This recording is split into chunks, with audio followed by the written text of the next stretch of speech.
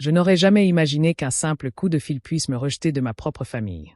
Je fermais la boutique, tard, les mains couvertes de graisse, les cheveux plaqués en arrière, le moteur ronronnant encore derrière moi, quand la voix de mon père a retenti au bout du fil, froide et rodée. « Stella, ta sœur veut que son petit ami fasse bonne impression. Ta présence l'embarrasserait, alors ne viens pas. » Sans excuse, sans hésitation, juste l'exclusion. Je suis resté là, figé entre l'odeur d'huile et la douleur de l'humiliation, me demandant comment j'étais devenue la fille qu'on cache au lieu de celle qu'on célèbre. Je pensais que le pire était d'entendre mon père prononcer ces mots. Je me trompais, car le lendemain matin, toute ma famille s'est présentée à ma porte, furieuse, sur la défensive, prête à me faire porter le chapeau pour leur honte. Et son petit ami, celui qu'il cherchait tant à impressionner. Il a dit quelque chose qui a anéanti tout ce qu'il pensait de moi. Les coups frappés à ma porte m'ont tiré de ma torpeur. J'ai trébuché dans le couloir, toujours vêtu du pull trop grand dans lequel j'avais dormi, les cheveux en bataille et collés à ma joue. Je me suis dit que c'était peut-être un colis ou que Jordan passait prendre un café plus tôt. Je me trompais. J'ai ouvert la porte et ils étaient là. Papa, maman, Vanessa, et derrière eux, l'homme dont la première impression, apparemment, m'avait mise mal à l'aise, Blake. Papa ne m'a même pas salué. Il a tendu la main comme s'il délivrait un mandat d'arrêt. « Qu'est-ce que tu as dit à grand-mère » a-t-il exigé. J'ai cligné des yeux. « Bonjour, vous deux. » Maman est entrée, sa voix à la fois sèche et mielleuse. « Stella, ne fais pas l'innocente. Elle nous a appelés en larmes et a dit que tu lui avais dit que tu étais bannie de Thanksgiving. C'est comme comparer un passager avant et un passager avant. Le fait que les barreaux soient placés d'un côté, au loin, est le premier signe. Je n'ai rien dit à personne, ai-je répondu. Maman a plissé les yeux. Eh bien, quelqu'un l'a dit, et maintenant toute la famille pense que nous sommes les méchants. Les méchants. Les mots résonnaient, ironiques et pesants. Vanessa croisa les bras. Ses cheveux parfaitement coiffés retombaient sur un manteau beige qui coûtait plus cher que mon loyer mensuel. Franchement, Stella, c'est incroyable. Elle siffla. Je suis déjà sous pression, et tu ne fais qu'empirer les choses. Je la fixai, interloqué. De la pression? Vanessa? Papa a dit que je n'étais pas invité. Elle renifla. C'était une simple demande. Blake a besoin de voir la famille sous son meilleur jour. Papa hocha la tête comme si elle avait prononcé une vérité absolue. Exactement. Tu déformes toujours les choses, Stella. Tu nous fais toujours passer pour des idiots. Je ris, non pas parce que c'était drôle, mais parce que c'était le premier son qui me venait à l'esprit. C'est moi qui te fais passer pour un idiot. Le regard de Vanessa glissa le long de ma tenue. Tu es littéralement là en pyjama parce qu'il est 8 heures du matin et que tu frappes à ma porte. Yes, fly. Papa me pointa du doigt. C'est précisément pour ça qu'on ne voulait pas de toi. Ton attitude, ta présentation. Ma gorge se serra, mais je soutins leur regard. Puis quelque chose changea. Blake, silencieux jusque-là, s'avança, les mains maladroitement enfoncées dans les poches de sa veste. Il me regarda, vraiment, son regard parcourant mon visage comme pour me cerner. « Attends, dit-il lentement. Stella Miller. » Le Porsche se tut. Vanessa fronça les sourcils. « Qu'est-ce que tu fais » Mais Blake ne se tourna même pas vers elle. Il s'approcha encore. « Attends, tu es la Stella qui a restauré cette Mustang de 69 ? Celle des forums de restauration ? » Silence. Tous le fixaient comme s'il parlait une langue étrangère. Mon cœur fit un bond. Fort, car pour la première fois de la matinée, personne ne me regardait avec jugement. Ils me reconnaissaient. Et c'est à ce moment précis que tout commença à se défaire. Pendant un instant, personne ne bougea. Même l'air froid du matin sembla se figer. Blake me fixait comme s'il venait de révéler un secret. « Tu es Stella Miller » répéta-t-il. « Celle qui a documenté la restauration complète, les piliers que tout le monde a sauvés. » Papa cligna des yeux. « Quelle restauration » Maman fronça les sourcils. « Quels piliers » Vanessa se tourna vers lui. « Blake, de quoi tu parles ?» Elle change des pneus pour le salaire minimum. Blake rit brièvement, à bout de souffle. « Non, Vanessa, elle ne change pas que des pneus. Stella a littéralement redonné vie à une voiture morte, une Mustang de 1969. Les gens étaient fascinés par cette restauration. J'ai appris la moitié des bases de la restauration grâce à ces publications. » Il se tourna de nouveau vers moi, les yeux brillants d'une admiration sincère. « Je n'arrive pas à croire que ce soit toi. » Une étrange chaleur m'envahit, entre la gêne et la fierté, une sensation que je n'avais pas ressentie de ma propre famille depuis des années. Papa renifla bruyamment. C'est ridicule. Elle essaie juste de se faire bien voir. Yotavala et ma salive. Je ne dis rien. Le ton de maman se durcit. Bon, ce petit passe-temps ne change rien à la raison de notre présence ici. Un passe-temps, répéta Blake, les sourcils levés. Elle a restauré une voiture de collection de A à Z toute seule. Vanessa lui a rétorqué d'une voix rauque, le regard noir. Blake, arrête de la défendre. Ce n'est pas pour ça qu'on est venu. Stella nous a fait honte. Je la fusillais du regard, rien qu'en étant là. Tu sais très bien ce que je veux dire. Vanessa a levé les bras au ciel. Tu te pointes toujours en jean déchiré. Tu sens l'huile de moteur. Tu n'as rien à faire dans la famille. Blake a besoin de rencontrer des gens qui me représentent bien. Je te représente, ai-je répété. Je suis ta sœur, pas un accessoire de mode, a interrompu papa. Écoute, cette attitude est toujours agressive. J'ai expiré par le nez. Papa, tu m'as interrompu. Je n'ai confronté personne. Maman a secoué la tête violemment. On t'a mieux élevé que ça, Stella, et maintenant tu contraries grand-mère en nous forçant à répondre à des questions. Tu aurais pu dire la vérité, ai-je dit. Ça les a fait taire. Pas longtemps, mais assez longtemps pour que Blake reprenne la parole. Attends, dit-il en s'interposant légèrement devant Vanessa. Tu l'as interrompu. Maman se fija. C'était pour le bien de la famille, pour préserver l'image, corrigez-je. Vanessa commit the attrailment. Oh mon Dieu, on n'en finit plus. Elle me pointa un doigt bien aiguisé. Écoute, Stella, que tu sois une célébrité automobile de niche ou non, la première impression de Blake compte plus que tes sentiments. Et vous êtes tous venus ici, dis-je lentement. Parce que tu avais besoin de vérifier l'article, dit papa en me désignant du doigt. Exactement. On ne peut pas laisser croire qu'on t'a abandonné. Mais c'est pourtant ce que tu as fait, dis-je doucement. Nouveau silence. Accusation singlante. Verdict. Blake les regarda tour à tour, la mâchoire serrée. C'est normal, me demanda-t-il. Je ne répondis pas. Inutile, son expression de choc en disait long. Il les avait enfin vus. Pas la version édulcorée, mais la réalité. Et cette prise de conscience a brisé l'image familiale plus que tout ce que j'aurais pu dire. Un instant, la question de Blake, c'est normal, planait comme la fumée d'une voiture en feu. Papa s'est raidi. C'est fini. Stella, prends tes outils et viens réparer le toit. Il fuit encore. Mes sourcils se sont levés d'un coup. Tu es venu ici pour exiger des réparations gratuites. Maman a relevé le menton avec fierté. La famille, ça aide. La famille. La famille, ça ne justifie pas de se battre, ai-je dit. Vanessa s'est avancée, les yeux plissés. C'est ridicule. Il me faut encore $300 pour la décoration. Tu sais, ma réputation en dépend. Je l'ai fixée comme si elle avait deux têtes. Tu m'as privé du repas de Thanksgiving et maintenant tu veux de l'argent. C'est une autre histoire, a-t-elle sifflé. Tu aides toujours. Voilà. La vérité derrière tout ça. Ni amour, ni respect, juste de la facilité. Papa a agité la main avec impatience. Dépêche-toi. On n'a pas toute la journée. Quelque chose en moi s'est déclenché, comme un engrenage qui s'enclenche après des années de labeur. Non. Le mot n'était pas fort, mais il a résonné sur le perron comme une clé à molette. Papa s'est figé. Qu'est-ce que tu as dit? J'ai pris une profonde inspiration. Non, je ne répare rien aujourd'hui. Les yeux de maman se sont écarquillés. Stella, je ne donne pas d'argent à Vanessa. Vanessa Hurricane. Tu es sérieuse? Je ne paie pas les factures impayées. Je ne te sauve pas. Je ne porte plus cette famille sur mes épaules. Le silence qui a suivi était assourdissant. Papa s'est approché de moi, la voix basse et menaçante. Ingrate. Non, ai-je répété plus fort. C'est fini. Pour la première fois de ma vie. Aucun des deux ne savait quoi dire. C'était comme si j'avais parlé une langue inconnue. Maman a porté une main à sa poitrine. Nous t'avons élevé et je t'en suis reconnaissante, ai-je dit. Mais être parent n'est pas une dette. Je suis redevable à jamais.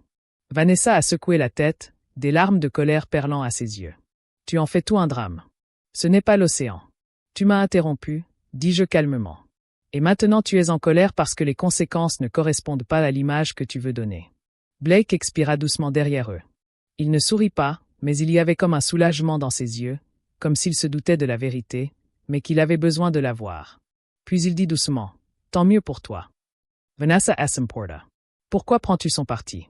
Parce qu'elle n'a pas tort, dit Blake. Ces mots furent comme de l'essence jetée sur une flamme. Papa le pointa du doigt. Tu es un invité ici. Mêle-toi de tes affaires. Blake ne bougea pas. Alors arrête de la traîner comme si elle te devait la vie. La voix de maman devint tranchante comme un rasoir. Stella, dis-lui qu'il a tort. Dis-lui que tu n'as pas payé nos factures. Que tu n'as pas réparé notre maison. Que tu n'as pas fait face aux urgences. Dis-lui que nous ne te faisions pas confiance. Je ne répondis pas. Je n'en avais pas besoin, car l'expression de Blake, passant lentement de la curiosité au choc puis à la compréhension, disait tout. Il l'avait vu. Le modèle, à prendre, à utiliser. La voix de papa s'est brisée. Tu vas le regretter, mais pour la première fois de ma vie, je n'ai pas eu peur. J'ai ressenti quelque chose de nouveau. L'apesanteur, la solidité, la liberté. Je crois que tu devrais y aller, ai-je dit doucement. Et le Porsche, mon Porsche, est devenu complètement immobile. Quand ils ont finalement quitté les lieux en claquant les portières de la voiture comme des enfants privés de dessert, le silence qu'ils ont laissé derrière eux semblait irréel. Ma poitrine tremblait encore sous l'effet de l'adrénaline résiduelle, mais en dessous, il y avait quelque chose de plus stable, de plus solide, une limite, une vraie. J'ai fermé la porte lentement, je l'ai verrouillée et j'ai appuyé mon front contre le bois. Pendant un instant, j'ai juste respiré. Puis mon téléphone a vibré. Un texto de Jordan. Salut, j'apporterai de la tarte à la citrouille au garage plus tard. Tu viens? J'ai fixé le message, une douce chaleur m'envahissant. Oui, je venais. La nuit, le garage brillait sous les guirlandes lumineuses ambrées que nous avions installées le mois dernier. L'endroit embaumait la cannelle, l'huile de moteur et la chaleur réconfortante de ces gens qui ne m'exigeaient pas la perfection. Jordan arriva le premier, portant la tarte comme s'il s'agissait d'un nouveau-né. Derrière lui, Madame Ramirez, de la fleuriste voisine, insistait pour que chacun prenne une part de son pain sucré. 2 adolescents du centre communautaire entrèrent avec du chocolat chaud et des sourires timides. Même M. Collins, le facteur retraité dont j'avais rafistolé le camion un nombre incalculable de fois, s'installa dans un fauteuil d'angle avec sa canne. Nous avons ri. Nous avons mangé. Nous avons débattu pour savoir si la sauce aux canneberges en conserve était un crime contre l'humanité. De temps en temps, quelqu'un me donnait un coup d'épaule, me tendait une tasse, me demandait si j'avais mangé. Personne ne m'a demandé de cuisiner. Personne ne m'a demandé d'argent. Personne ne m'a demandé de me faire toute petite pour leur commodité. Et pour la première fois de ma vie, je ne me sentais plus comme une brebis galeuse à table. Et me sentais stire. Au milieu de la soirée, Jordan leva un gobelet en plastique de cidre. « Astella, dit-il. La seule personne que je connaisse capable de réparer un carburateur en panne et de sauver une soirée gâchée. » Tout le monde trinqua. Ma gorge se serra, non pas de chagrin, mais d'une émotion plus douce, gratitude, soulagement, sentiment d'appartenance. Mais cette chaleur fut de courte durée, et le froid finit par s'insinuer. Car au moment où je me servais une autre part de tarte, un bruit sourd et violent résonna contre les portes du garage. La pièce entière se figea. Jordan me regarda. Les adolescents se serrèrent les uns contre les autres. Madame Ramirez murmura « Oui ». Et une petite voix intérieure me dit « L'orage n'était pas fini. Il venait d'éclater. » Ce bruit sourd n'était pas seulement fort. Il était violent. Les portes du garage tremblèrent sur leurs rails, les guirlandes lumineuses grésillèrent et tout le monde sursauta. Jordan Asimobilisonat. Les adolescents me regardèrent, les yeux écarquillés. Madame Ramirez serrait son sac à main comme un bouclier. J'eus un mauvais pressentiment. Je savais déjà qui c'était. Les coups continuèrent, 3 à la fois, un rythme furieux qu'un seul homme dans ma vie avait jamais utilisé. Papa. Je m'avançai lentement vers la porte, chaque pas résonnant dans ma poitrine. Stella, tu n'es pas obligée d'ouvrir, murmura Jordan. Mais je l'ai fait. J'ouvris la porte latérale et la tirai. Et là, ils étaient, mon père, ma mère et Vanessa. Visage rouge, respiration haletante, yeux exorbités comme s'ils avaient traversé l'enfer pour m'y replonger. Mon père me pointa du doigt, sa voix résonnant dans la nuit froide. Tu nous as humiliés. Les cris déchirèrent le garage. Derrière moi, on retint son souffle. Ma mère s'avança, tremblante de colère. Sais-tu ce que tes proches ont dit après que tu as manqué Thanksgiving? Après que tu leur as menti. Non. Je n'ai rien dit à personne, ai-je affirmé fermement. Vanessa fut bousculée. Du mascara coulait sur ses joues. Peu importe. Blake, Ellie, moi. Il a quitté le dîner en disant qu'il avait besoin de prendre ses distances avec moi et notre famille. Elle semblait folle, dévastée et furieuse à la fois. C'est de ta faute, hurla-t-elle. Tous les regards dans le garage se tournèrent vers elle, non pas avec jugement, mais avec stupeur. Je gardai une voix calme. Vanessa, je ne l'ai pas fait partir. Eh bien, si, hurla-t-elle. Tu as gâché ma vie depuis l'enfance, et maintenant tu m'as pris la seule personne dont elle s'était éloignée. De toute façon, tout le monde l'a entendu. Papa s'approcha de moi. Tu dois arranger ça maintenant. Arranger quoi? Demandai-je. Ton image, grogna-t-il. Tout allait bien jusqu'à ce que tu te comportes en victime. Je serrai les dents. Papa, tu m'as interrompu. Et regarde comment tu t'es vengé. Maman m'a interrompu. Tu as déshonoré notre famille. Nom de famille. Image. Reputation. Toujours le même scénario. Je sentais le regard de ma famille du garage posé sur moi. Jordan. Les adolescents. Madame Ramirez, Monsieur Collins, tous assistaient à l'effondrement de mes illusions d'enfance. Vanessa essuya ses larmes d'une main tremblante. Il est parti à cause de toi.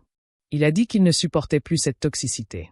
Cette toxicité n'est pas la mienne, dis-je. Et à ce moment précis, une autre voix derrière eux interrompit la conversation. Non, ce n'est pas la mienne. Un silence pesant s'abattit sur le garage. Blake apparut, la neige saupoudrant ses épaules, le visage impassible. Vanessa se retourna brusquement.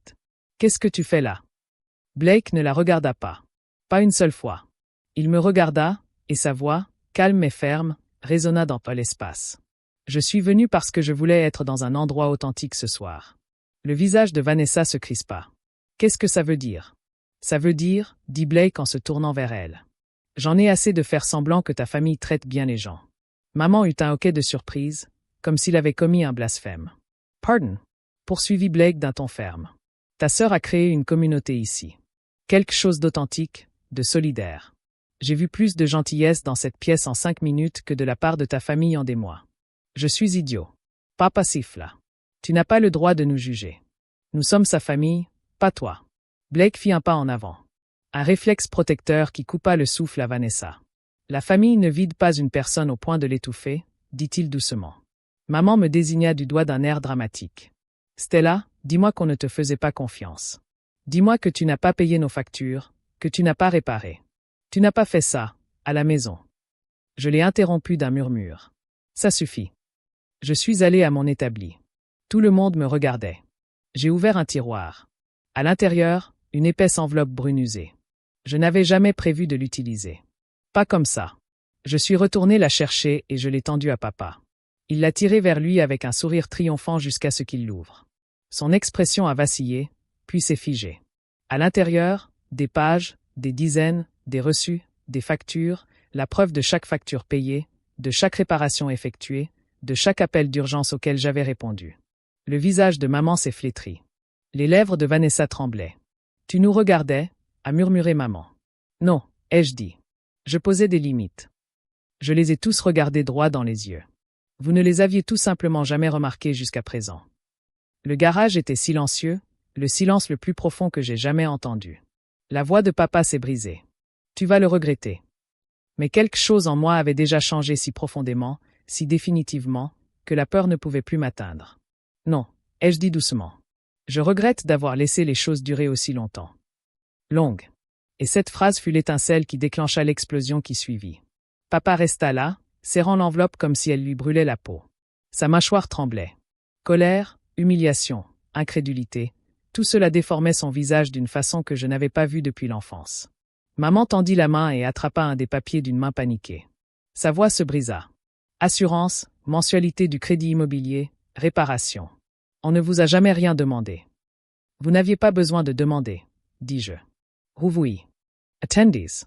Vanessa fixa la pile de reçus comme s'ils étaient écrits dans une autre langue. Vous avez gardé tout ça, murmura-t-elle. Je croisai son regard. Vous avez continué à prendre.